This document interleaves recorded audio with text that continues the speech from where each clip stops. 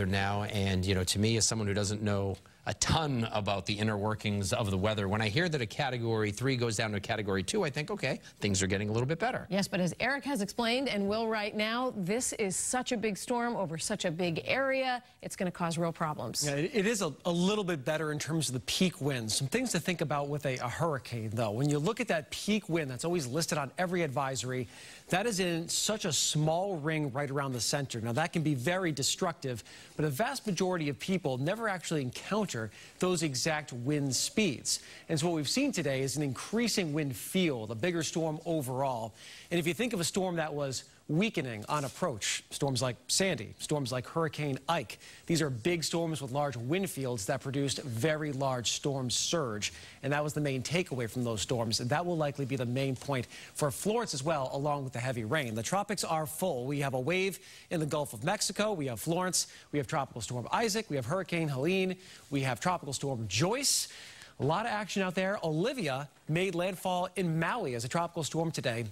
That's the first tropical storm on record to make landfall in Maui. There's also Menghut, which is a super typhoon heading toward the northern Philippines. That is the strongest typhoon or hurricane that has formed on the planet so far this year. So it is all about the tropics right now.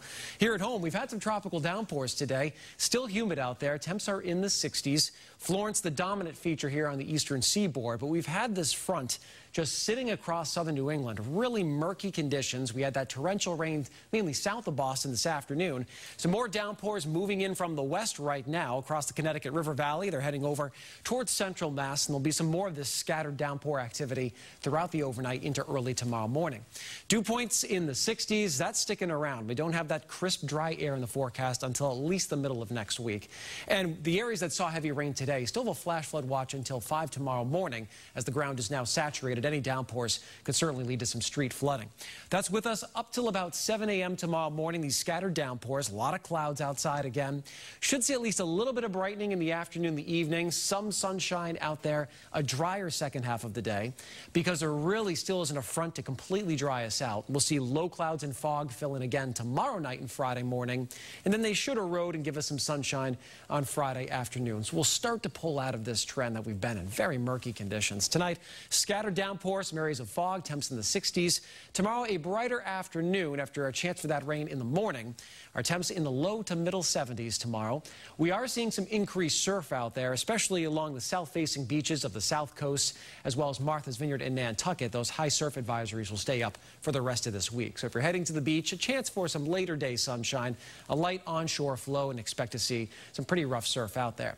Socks should not have a problem tomorrow night. A bit drier, a little bit of sun, lower 70s tomorrow evening. And then as we look toward the weekend, it gets a little brighter on Friday. That same area of high pressure that is really forcing Florence off to our south will give us a very summer-like weekend. Some morning clouds and fog both days, I think, but afternoon highs in the upper 70s to lower 80s. The dew points are going to stay in the 60s all the way through the first part of next week. So generally muggy conditions, and that creates some pretty mild nights. It starts warm next week. Any remnant rainfall from Florence would be tangled with a front on Tuesday into Wednesday. So